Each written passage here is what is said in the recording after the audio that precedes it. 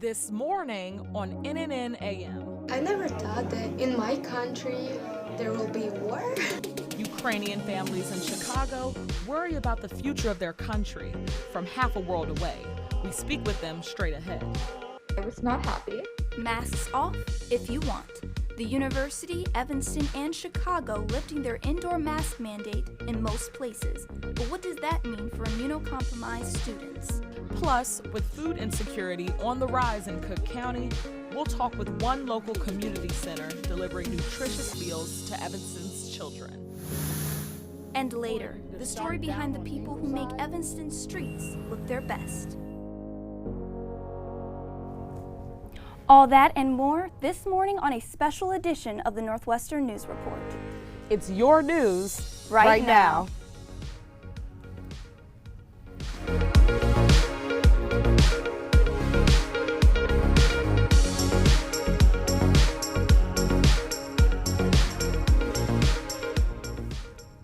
Good morning, everyone, and welcome to NNN AM. I'm Elizabeth Betts. And I'm Kayla Nichols. Lots of fun stories later on in the broadcast, but we start this morning with the war in Ukraine.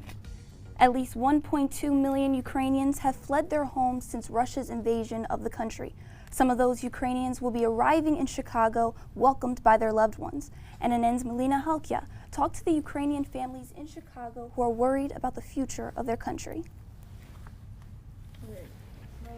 I never thought that in my country there will be war. I am worried about my family there.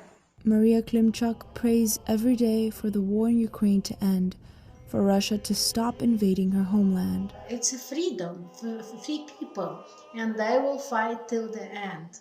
They will never accept this fact that Russia would like to occupy their own country. Klimchuk immigrated from Ukraine to the United States with her husband and children in 1993. Ever since Russian troops started gathering at the borders of Ukraine months ago, Klimchuk has been trying to help her loved ones back home, financially and morally. I am worried about my family there. They're in the western part of Ukraine, and they are ready to welcome from eastern part of Ukraine family.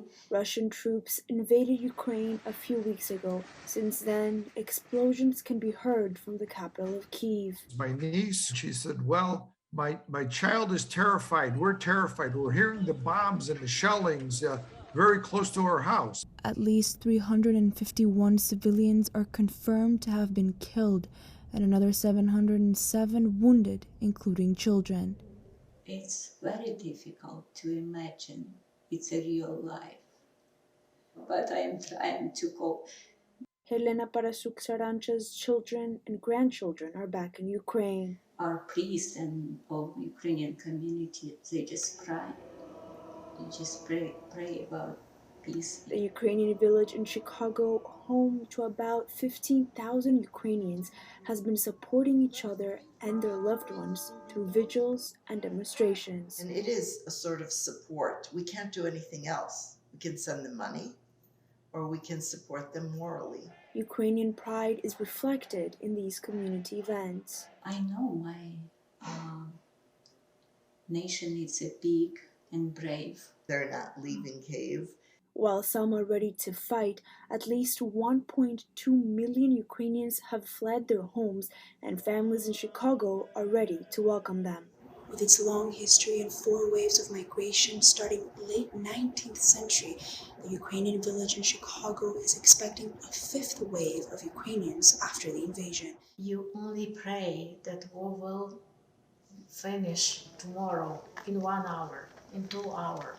And the world will proclaim the peace. And Melina joins us now. Melina, what can Chicagoans do to help Ukrainians and support them? Thank you, Kayla. So the people I talk to are asking everyone to first of all raise awareness on the issue and certainly not to give up on Ukraine, especially in the media.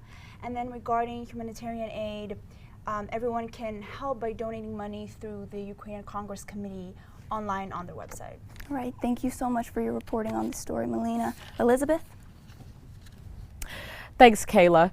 Turning now back home to COVID-19, the city of Evanston and Northwestern seeing a decline in cases and positivity rate as both the city and university end their mask mandate. Evanston saw 59 new cases and a 0.39% positivity rate last week. Northwestern had 62 new cases and a 1.76% positivity rate. Though the cases are declining, the pandemic isn't over. NNN's Gabrielle Coriati looks at what the end of the mask mandate means for Northwestern's immunocompromised students. I was not happy.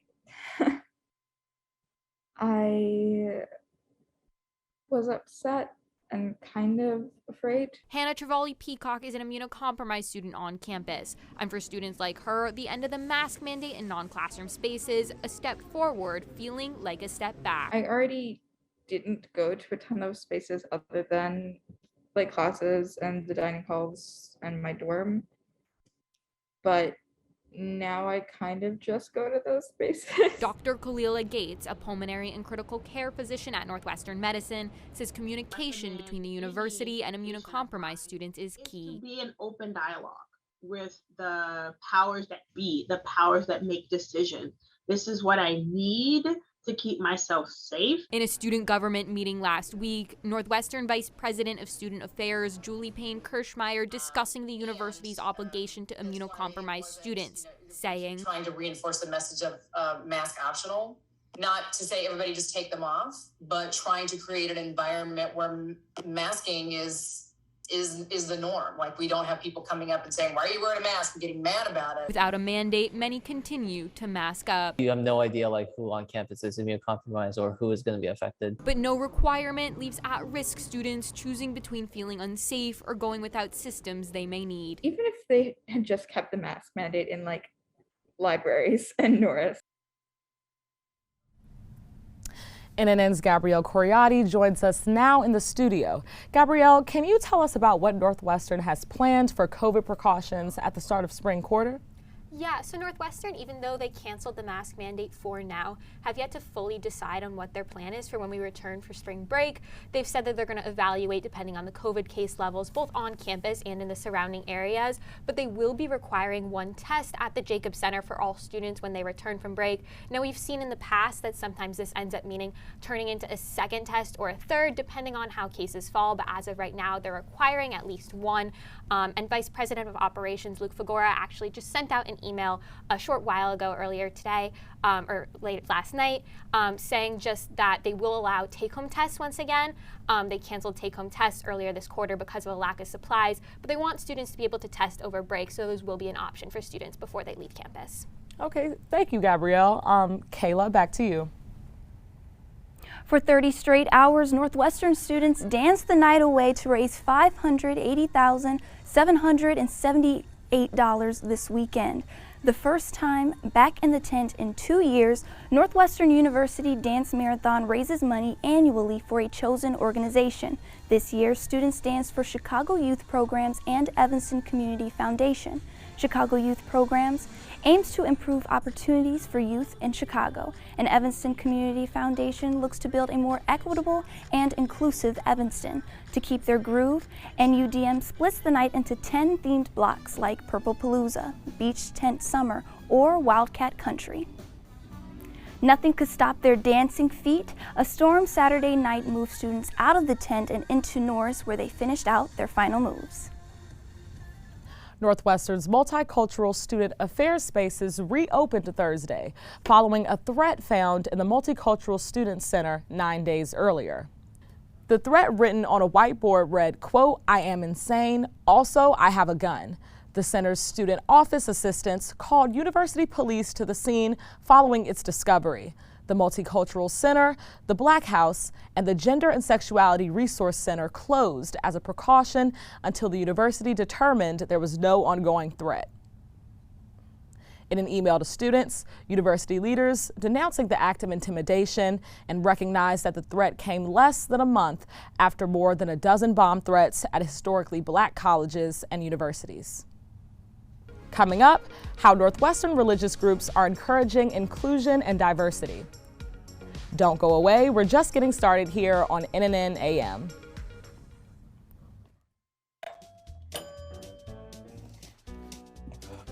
What a disaster. You're a disaster.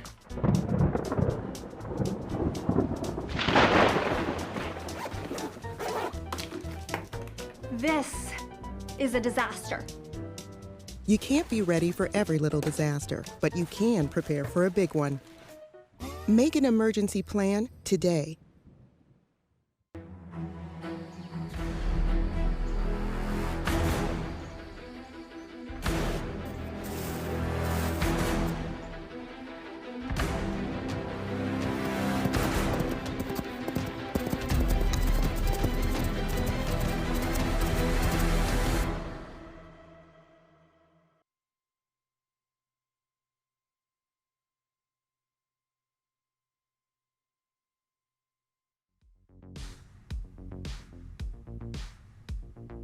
Welcome back to NNN AM. Northwestern's Associated Student Government today will vote on whether or not to restrict student media at its public meetings.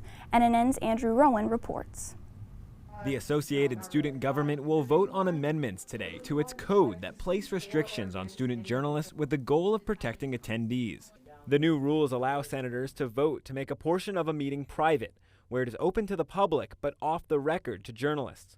Notes by ASG will be provided for journalists to use. This is different than a closed meeting where non-ASG members may be asked to leave the room. The new code also includes a, quote, code of ethics for journalists, with conditions on covering a public meeting, including rules for quoting, live streaming, and anonymity. And allow for transparency without compromising safety of any student. ASG Senator Dahlia Siegel-Miller told NNN's Gabrielle Coriati the Rules Committee wanted to ensure those attending Senate feel comfortable. We want students to know what we're talking about, but we don't want a student to feel discouraged from attending Senate because their name is and private information is going to be attached to something that they say. The new rules state non-senator attendees who speak in meetings have a, quote, right to anonymity in cases of safety, though does not specify the conditions.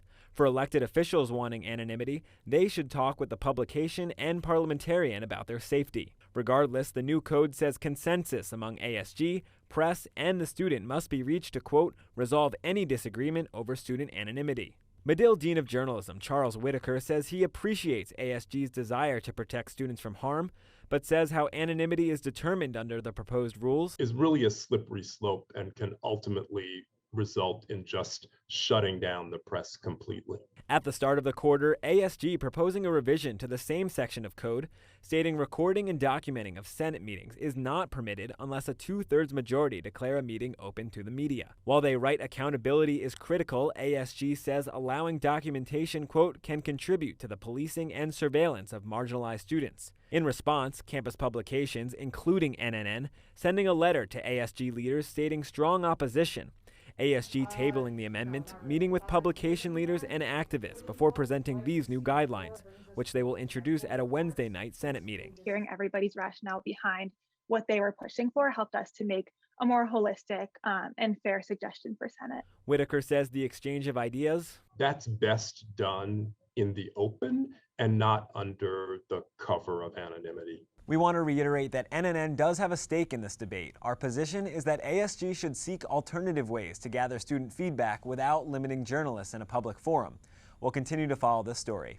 Andrew Rowan, Northwestern News Network. Thanks, Andrew, for that report.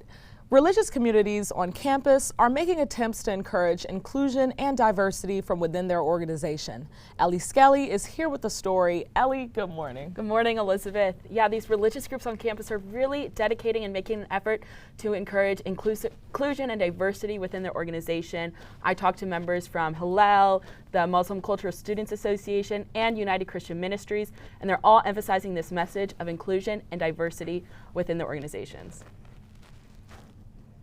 Questions of theology and just life whirled and twirled through my head. Miss Penny Cost is the first drag queen to become a certified candidate for ordination through the United Methodist Church. Her goal? To enforce a message of inclusivity and openness in the Christian faith. If I'm given a voice to use, I have a privilege and a duty to use it. Miss Penny Cost visited campus as a part of Northwestern's United Christian Ministry and Rainbow Alliance's attempt to encourage diversity within the church. Our motto is actually right here, open hearts, open minds. Director of United Christian Ministries, Reverend Julie Windsor Mitchell, wants UCM to stand as a home away from home. All of us need a space where we feel welcomed and secure. Inclusion and diversity are an emphasis at many religious spaces on Northwestern's campus. We don't want to assume anybody falls under any sort of like cookie cutter. Michael Simon, the executive director of Hillel, wants to ensure that the organization is supportive of all identities. We try to be welcoming. It's part of our values as an organization. And the Muslim Cultural Students Association, or MCSA, recently hosted their Discover Islam Week here in Lutkin. It's really open to everybody. The organization focuses on support and solidarity to make all feel welcome. No emphasis on like how religious you are. It's more of like a community. For students questioning their faith and involvement, these groups want to stress that the door remains open to all. We certainly welcome, everybody. Hoping to show everyone they are loved. You are freaking fierce. And welcome in NU's faith-based communities. Ellie Skelly, Northwestern News Network. Thanks, Ellie, for that report. Turning now to the Black Museum's latest exhibit, A Site of Struggle has made its way onto campus. NNN's Julia Narvaez Munguia has the details on the exhibit featuring the intersection of race, violence, and art. A new exhibit at the Black Museum highlights art protesting, processing, mourning, and memorializing anti-Black violence in America.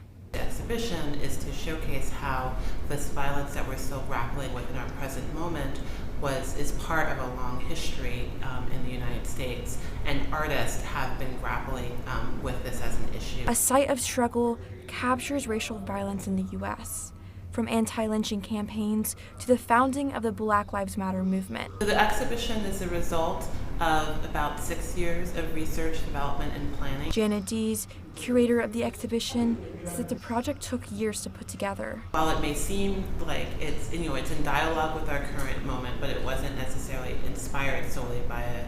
The block offers a reflection room for people of all identities to come, reflect, and have conversations about the information presented in the exhibit. Lindsay Bosch, senior manager of marketing and communication for the block, says that it has been remarkable to share the story within Northwestern's campus. We aren't doing in-gallery tours because of the nature of the work on display. We want to make sure that every visitor gets time to consider the work in their own time. Artists offering tools to repair the past and present, one artwork at a time. Julia Narvaez Munguia, Northwestern News Network. A Site of Struggle will remain open to the public until July 10th. It's important to me that, to get back to our kids and our students that come here who don't get this accessibility anywhere else. Coming up next, food insecurity on the rise in Cook County. We talked to an Evanston community center feeding kids the nutrition they need. Plus, the supply chain shortage comes after Girl Scouts. Is your favorite cookie affected? We'll let you know after the break. At Northwestern, we're wildcats in every way.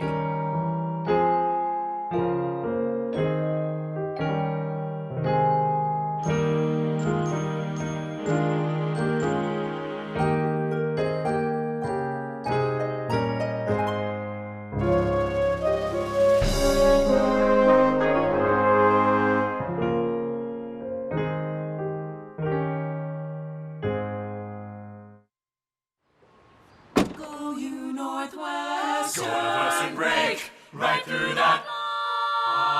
With our colors flying, we will cheer you all the go. Go you Northwestern, fight for victory, sweet victory, for the fame of our fair name, and go Northwestern, win that game.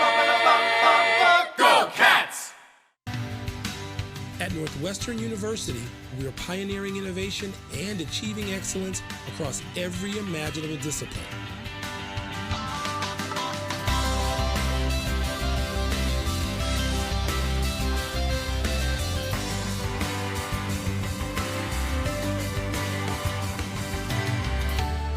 Northwestern University, the possibilities are endless.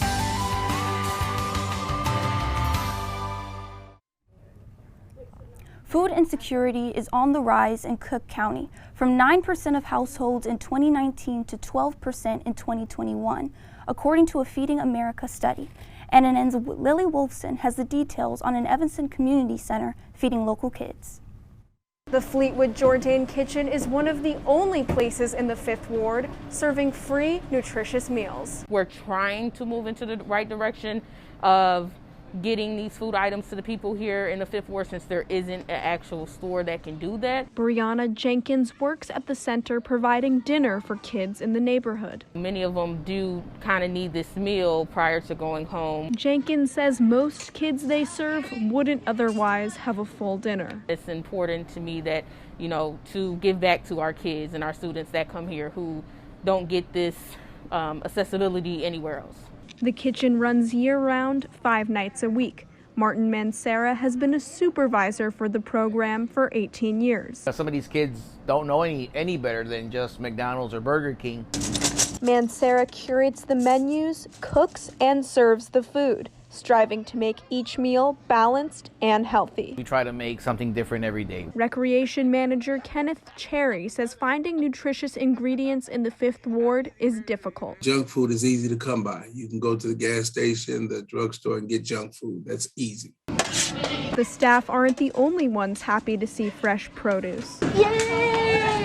Just understanding that kids, don't have access to as much food and stuff at home. We try to supply as much food and give as much as we can to our students throughout our programs. Fleetwood Jourdain filling plates and stomachs in the 5th Ward. And Lily joins us now in the studio. Lily, does Fleetwood Jourdain have any programs to feed Evanstonians other than kids?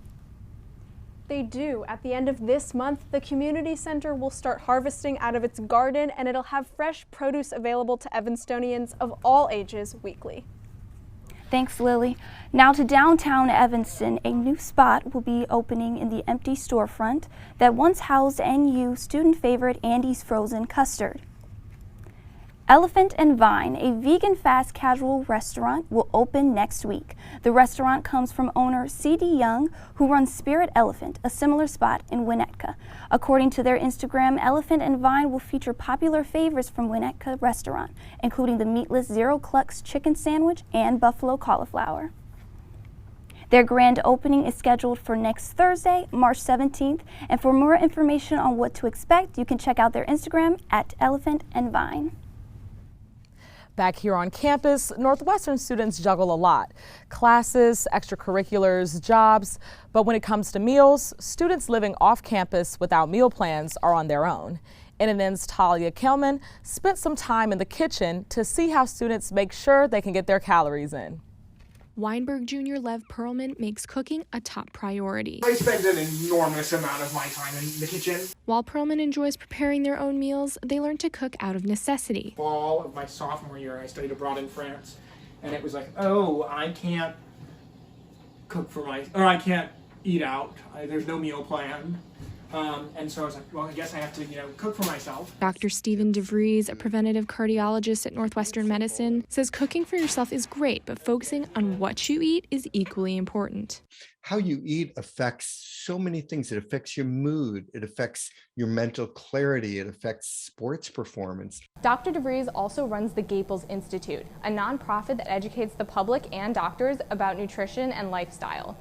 He says that a high-quality meal should include whole foods, including fruits, vegetables, and grains, but that can cost time and effort. I like learning stuff, and so every day it's like, oh, how do I do that? Let me go consult a cookbook, let me go find a YouTube video. In a pinch, keep simple, healthy foods on hand. Dr. DeVries recommends unsweetened yogurt or oatmeal for a quick and healthy breakfast. If you're cooking at home, it will be a cheaper solution. It can be a more social solution, and it will certainly be a healthier solution. Both Perlman and DeVries admit learning to cook from scratch can be daunting, but the internet has great resources. Students in the kitchen whisking their way to good eats. Talia Kelman, Northwestern News Network. The Gaples Institute offers free online modules to learn about how to create a nutritious diet. Visit learnhealthyfood.org to learn more. In a rush for breakfast this morning, a spot just down the road has hosted celebrities, athletes, and even presidents.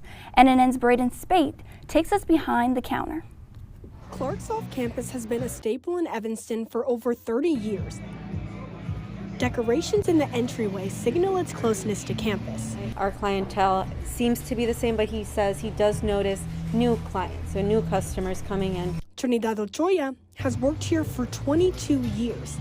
One of the main reasons he feels that the staff is still here for so many years, it's because they all treat each other like family. That sense of family extends to the customers as well.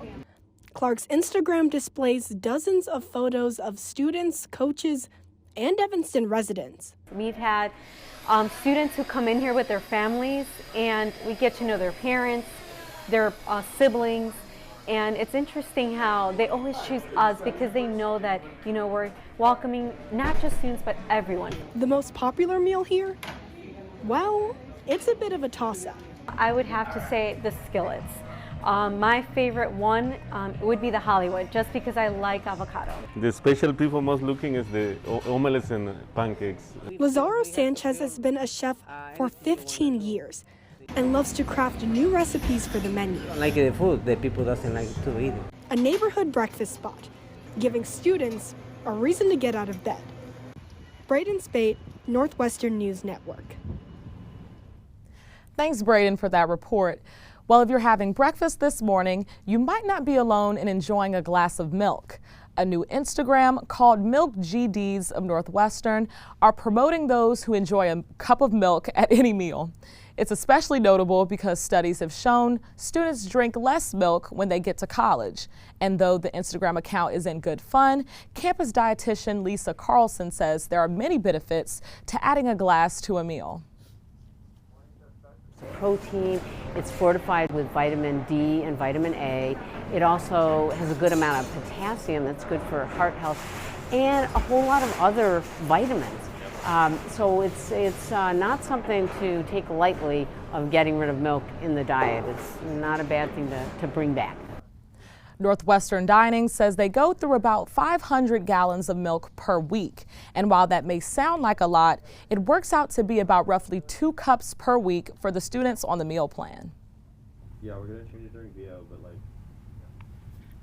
Well, what goes best with milk? Some cookies, of course, but an ingredient shortage has some Girl Scouts selling out of product sooner than normal this year.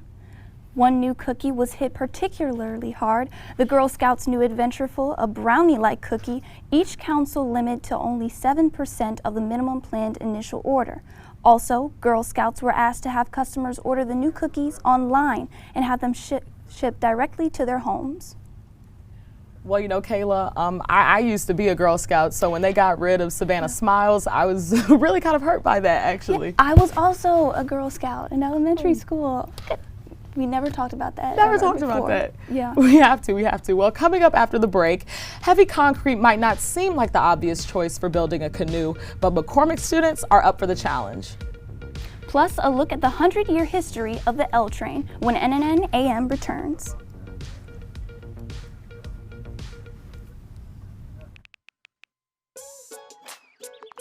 Worried about your friend, but don't know how to reach out? You could say, how are you, or get a fake tattoo. You could ask with an app if it works for you. You could chat with them in VR, it's so good. If you think you should check in, yeah, you should. Whatever gets you talking. Reach out to a friend about their mental health. Whatever gets you talking. Learn how you can help at seizetheawkward.org. Great having you. Incredible women. I wish they had those kind of cool careers for women when we were growing up. So in this flashback, we're all the same age? Yeah. What does everyone want to be when they grow up? If I say 2 jobs, do I get extra credit? No.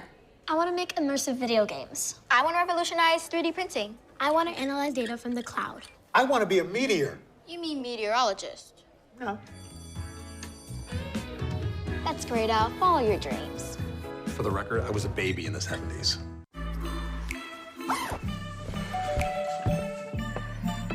Yo, camping buddy. Okay, you guys ready? rude. I thought you were driving. I thought you were driving. Oh, I never said I was driving. I definitely can't drive.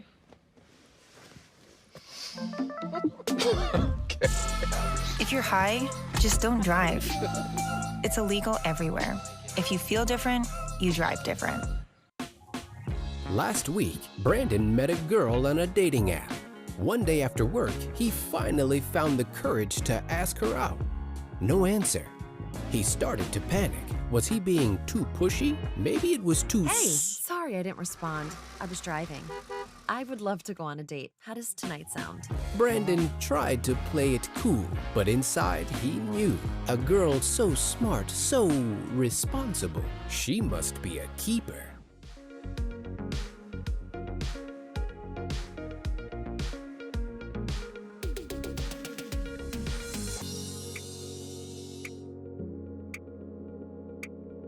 Welcome back. Heading out the door this morning? Listen up. NNN's Ellie Skelly joins us now with what you can expect from Mother Nature. Hey, good morning. As you head out the door today, be sure to enjoy the relatively mild weather we've been seeing lately. Today we'll see a high of 40 degrees. Enjoy it while it lasts because tomorrow snow flurries are in the works and they will give way to snow showers in the evening with a high of 33 and a low of 13. Saturday is supposed to dip back into the 20s, but don't worry because Sunday we'll be seeing weather in the low 50s again, and we're looking to a big warm-up next week. Speaking of next week, don't forget we spring forward an hour for daylight savings time. And while the lost hour can be an annoyance, the clock change also gives us an extra hour in the sun. Today, sunset is at 5:50 p.m., but Sunday, after we change the clocks, it's looking to be nearly 7 p.m. I don't know about you guys, but with spring break around the corner, an extra hour of sunshine doesn't seem too bad. What do you think, Kayla? It does not sound bad at all. Looking forward to that. Thanks, Ellie. Evanston City Council's Human Services Committee is considering revisiting part of the Evanston's noise ordinance that uses language Alderman Eleanor Revelle deems, quote, extremely vague and subjective. The current ordinance reads that it is, quote, unlawful for any person within the city to make any loud or unnecessary noise which annoys a reasonable person of ordinary sensibilities. Alongside changing this wording, Revelle's proposal also looks to increase the length of sound from loudspeakers from 150 to 750 feet. However, during certain hours, loudspeakers that can be heard at a distance of more than 50 feet will continue to be banned. To get around these rules, one must get a city permit. From one loud thing to the next, the L train. It's more than 100 years old, and the CTA says parts of the structure need updates. A 6-mile stretch along the red and purple lines is set to be repaired through 2024, with stations including Lawrence and Berwyn stations being shut down. But how did we get here? NNN's Max Rothfeder takes us on a ride through the 100-year-plus history of Chicago's elevated trains.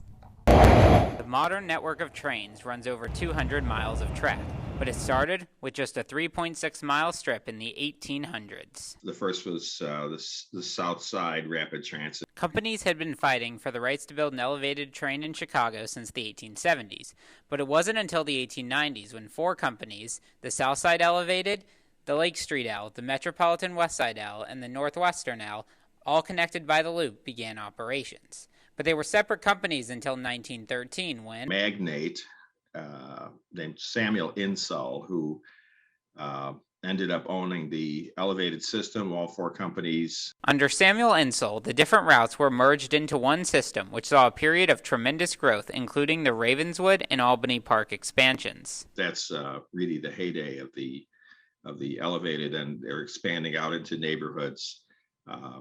It's sort of a build it and they will come sort of philosophy. But after this period of growth in the teens and 20s, you know, the bottom fell out in the Great Depression, and all these private transit companies went bankrupt. And so basically then nothing happened. They just ran the existing service as best they could. The city became more and more involved with the L train. And it's in the 1940s that they finally passed the Metropolitan Transit Authority Act and companion legislation, which was the ordinance that created the CTA. Under the newly formed Chicago Transit Authority, the L saw a golden era. In the 1950s, then, the big innovation was putting rapid transit trains into the middle of expressways. So the first one was the Congress Expressway. The next series of expansions came in the 70s, 80s, and 90s as the routes expanded west, with an expanded blue line to O'Hare and the new orange line going to Midway. This is sort of an earlier route map showing the lines on the trains and buses through Chicago. Interestingly to me, you can see the names of the train lines weren't colors yet. That didn't happen until the 1990s. The modern system has grown tremendously since that 3.6-mile strip in the 1890s. Today, the CTA has 1,400 rail cars traveling 224 miles of track and making over 2,300 trips per day. A transit system from over a century ago, still elevating a modern metropolis today. And Max joins us now in the studio. While you were researching and making that story, can you tell us something interesting you learned? Yeah, sure. Well, Elizabeth, when I was talking to Rachel Cole at Northwestern's Transportation Library, she actually showed me a pamphlet from 1971 where the CTA offered an express route from Howard to Central Station on the Purple Line for Northwestern football games called Wildcat Specials. Unfortunately, the Wildcat Special isn't offered anymore. Oh, wow. Well, I know we all wish it probably was still offered. Thank you, Max. It's not as popular as the train, but if you wanted to get downtown, you could probably take a canoe along Lake Michigan. And on the list of materials you might use to build a canoe, concrete is probably near the bottom. But as NNN's Jason Harwood reports, an annual competition hosted by the American Society of Civil Engineers makes that unlikely combo a fun challenge. The fundamental problem is that cement is heavy, and the things that make it not heavy, like glass, are very breakable. So it's very difficult to make something light and strong when your main ingredient, cement, is very heavy. The team relies on knowledge passed down from older members. They took a 2-year hiatus due to COVID-19, meaning all of the experienced members graduated, now having to learn on the fly. A lot of trial and error, and I remember like our first mix, it was too watery, just simply because we don't know how much water we need to add in mixing concrete, and adding water to concrete is like one of the most basic steps. The design the team settled on uses clay aggregates and small glass beads to bring the weight down. These fillers weigh about half the weight of water, while cement itself weighs about 3 times the weight of water. For a visual demonstration, here is a piece of pure cement. It's filled with rocks and gravel, as most cement is, and it does not float at all. While this boat, made out of the material used in the concrete canoe, floats great. It was really sort of a genuine concern that it just wouldn't work. So it was really satisfying. We took it out of the mold, and it actually all came together and it didn't break. The competition in April requires the designers to man the ship. The team hits back late at night, using a normal canoe to get in their paddling practice. These processes, we really establish ourselves as like a team, and it helps bringing people together, solving engineering problems. Bonding as a team and cementing their legacy. Jason Harwood, Northwestern News Network. And now for a trivia question. Who is the most single major at Northwestern? Is it A, Communication Studies, B, Human Development and Context, C, History, or D, Statistics? We will give you that answer and a sneak peek into students' love lives with the Marriage Pact report when NNN AM returns.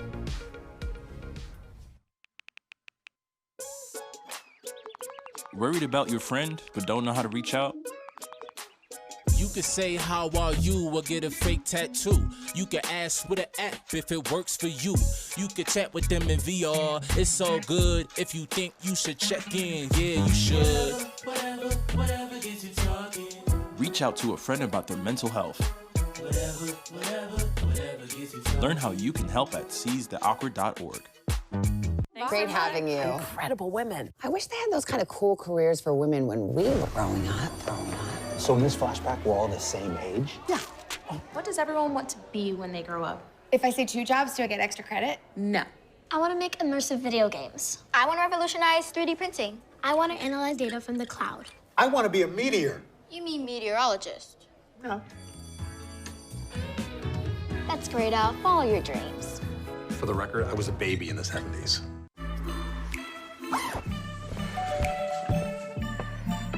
Yo, camping buddy. Okay, you guys ready? Dude, I thought you were driving. I thought you were driving. Oh, I never said I was driving. I definitely can't drive.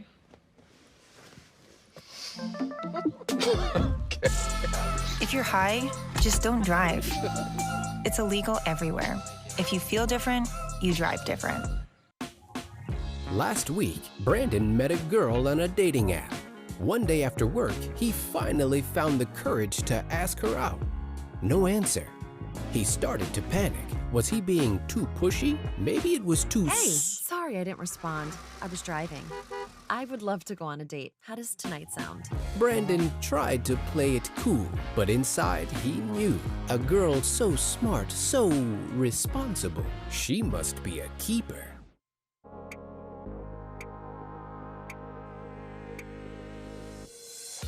Hello, everyone, and welcome back. We're in a more casual format here. I'm joined by NNN's Maria Heim and Michaela Denault. Now, before the break, we asked you this question. Who is the most single major at Northwestern? Communication studies, human development and context, history, or statistics? The answer, D, statistics. This, of course, comes from NU's Marriage Pact. While Northwestern students late last year did not necessarily say I do, NU's Marriage Pact attracted roughly half of the undergrad population to find their perfect match this year. NNN's Michaela Denault has a sneak peek into the student body's love lives. Northwestern Marriage Pact can bring some success stories, but many matches avoid making moves. We didn't even talk to each other. Others connect with a familiar face. I actually ended up getting paired up with somebody I already knew. We made eye contact and immediately both laughed and I walked right out. Despite this chance of disappointment, the hopes of finding the one brings high participation. The questionnaire gives insight into student preferences. If they'd sent out a demographic survey, for example, I doubt as many people at Northwestern would have answered it. From the sex craziest majors to political preferences, the data report statistics create some laughs. The most single demographic are males majoring in stats. I thought that was sad and I felt kind of bad for them, but it did give me a good laugh. And some gasps. I was surprised by how many people that were in a relationship actually took the Marriage Pact. I think it was like 2/3, which was crazy to me. Michaela and Maria are here in the studio to break down the data. Michaela, what did you find out about NU students and their love lives? So we saw a lot of differences between grades, political preferences, and even genders. So as you can see, one chart shows what values are most important between genders. Important does not necessarily mean participants agreed with the statements. While the men found the statement, if you do nothing for an entire day, how do you feel most important? Women found the statement, I would consider my friends quiet a key factor. Other statements important to men were about soulmates and paying attention to eating habits. Women found parental approval of partners and social activism at the top of their lists. So, Maria and Elizabeth, do you agree with these findings? I think it's definitely interesting to see how men prioritize what their partner's interests are versus women prioritize kind of how they're feeling and what they do on a daily basis. What about you, Elizabeth? Well, you know, Maria, it sounds like you should write a relationship book with that sort of insight. I completely agree. So now the Marriage Pact data report broke down differences between birth order, gender, political differences, and also by grade. Maria, can you tell us a little more about the differences by grade? Absolutely, Elizabeth. The chart here shows that from freshmen to seniors, values indeed change. There's a correlation between partner drug use and perceptions surrounding billionaires. Seniors genuinely accept that their partner is doing hard drugs and also believe that billionaires should not exist in comparison to younger years. This graph shows a big divide from freshmen to seniors. Do you both think that at your time at Northwestern, students changed throughout these 4 years? I definitely think that people change throughout the 4 years, especially with all the perspectives that people encounter. And there was also a chart in the Marriage Pact that talked about if you would be friends with differing political preferences. And so seniors said that they would not be friends with people with differing political preferences generally, while other younger years generally said that they would be friends with differing political preferences. Well, I mean, for me, I changed from my freshman year to my sophomore year now, so I definitely agree from freshman to senior year, I will change. So there's certainly lots to break down, but we'll leave it there. So let's shift gears now. Both the men's and women's basketball teams are on the road in Indianapolis, wrapping up their season at the Big Ten tournament. Maria, you're sticking around. Tell us what the women did and what's to come for the men's team. Absolutely, Elizabeth. The women's team finished off their season this year on Friday as they lost to Iowa 59-72 in tournament play. The Cats needed to beat 4 teams for a title, but only came away with 1 victory. On Thursday, Veronica Burton and her Blizzard defense won 65-60 against Minnesota. En route to winning their second round, this 3-time Big Ten Defensive Player of the Year split 4 Minnesota defenders to put in a tough layup and generate a 3-point play. Burton led this game with 18 points, 8 rebounds, and 8 assists. But after the game, she said that it was a team win more than anything else, according to the Big Ten Network. This spirit has led Northwestern to become a strong team, both mentally and on the court. During the game, 3 other Wildcats had key performances. Courtney Shaw both added 11 points and 11 rebounds for her 8th double-double of the season. First-year Jillian Brown showing consistent improvement late into her first season.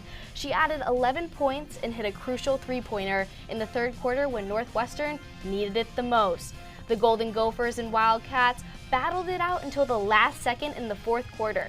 A key player rounding off the game was Lauren Satterwhite on Northwestern's offense. She added 15 points and 7 rebounds, all in the second half.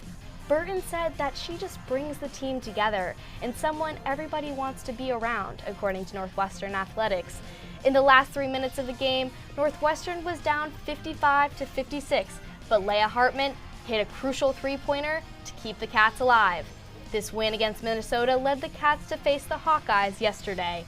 Starting off in the first quarter, which might very well be her last performance in a Wildcats jersey, Burton had a memorable night with a double-double of 25 points, 11 rebounds, and 4 assists. There were some missed opportunities in this quarter that gave Northwestern an early lead, 7-2. However, Iowa was ruthless, coming back into the game with no problem.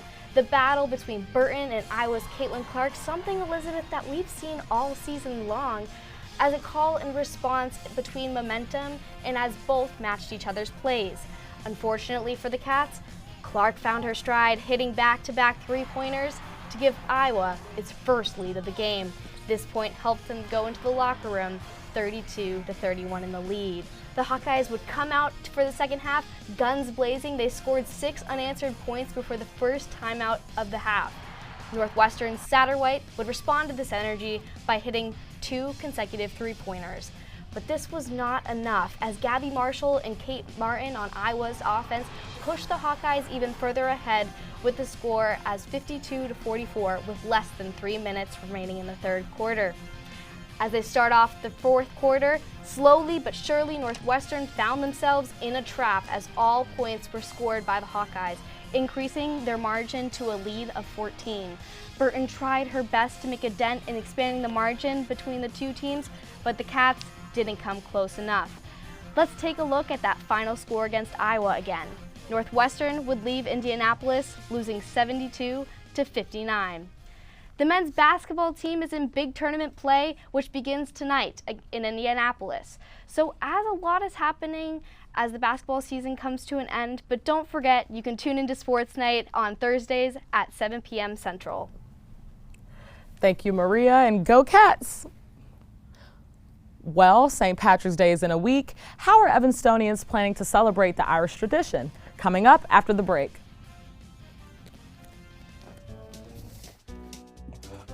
What a disaster. You're a disaster.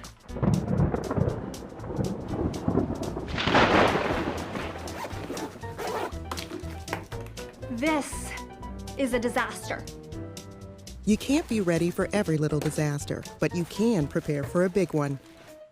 Make an emergency plan today.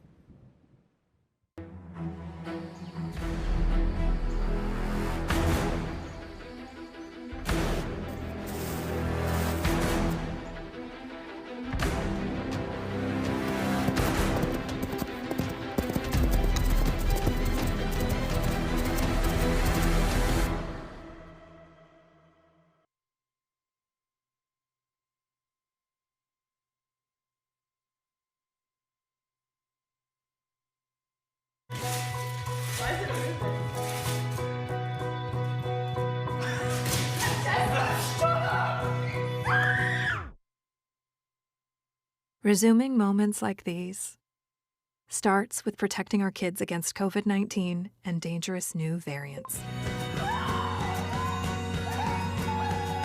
Get the latest facts by visiting getvaccineanswers.org and speaking to your pediatrician or healthcare provider.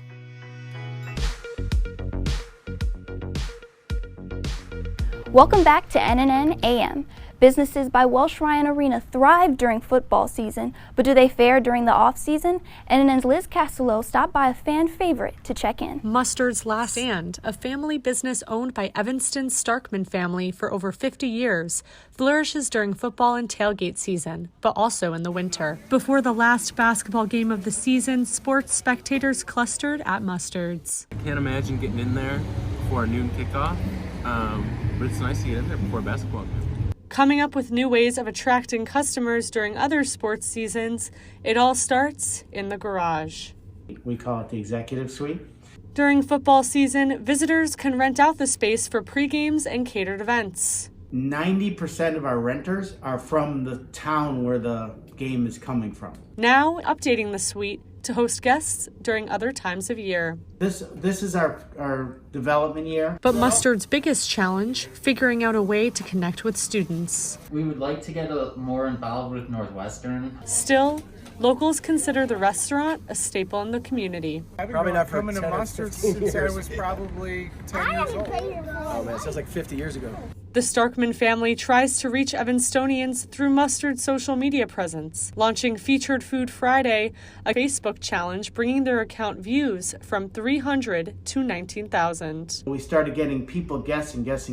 Customers keep coming. My dad brought me, and now I can bring my son. Regardless of the sport and season, racking up condiments at Mustard's is a family tradition. In Evanston, Liz Castello, Northwestern News Network. Thanks, Liz. Another event sure to pack Evanstonians into restaurants, St. Patrick's Day, which is next week.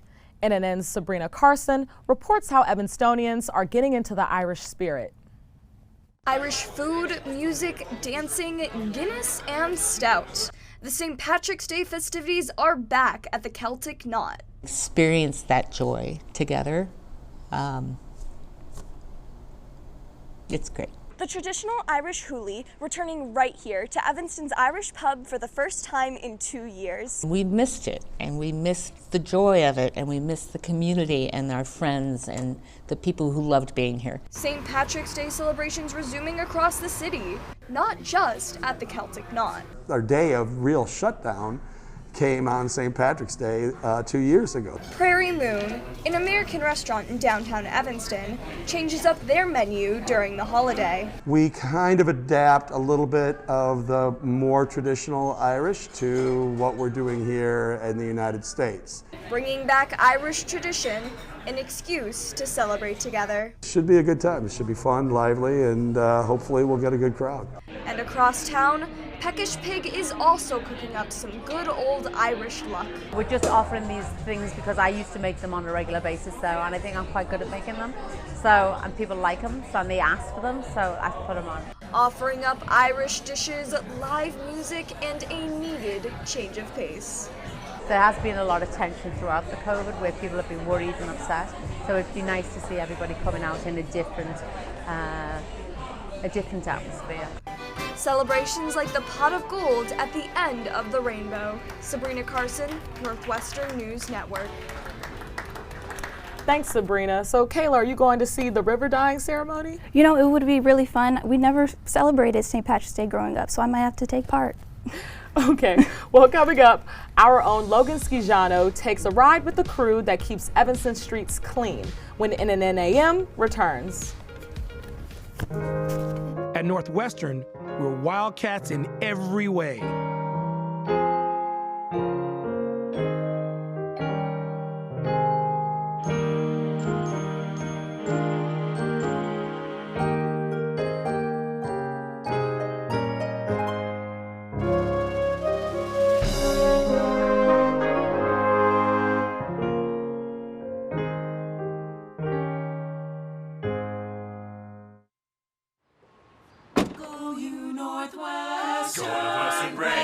right through that. With our colors flying, we will cheer you all to go. Go you Northwestern, fight for victory, sweet victory, spread for the fame of our fair name, and go Northwestern, win that game. Go Cats! At Northwestern University, we are pioneering innovation and achieving excellence across every imaginable discipline.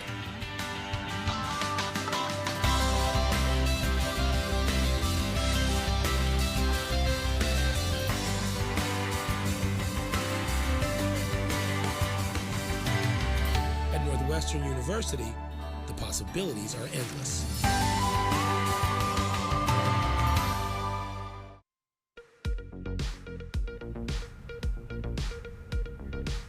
Welcome back. It's March, and for some, that's a sign of the end of winter. But for others, it's the start of Evanston's street cleaning operation. NNN's Logan Schijano joins us now.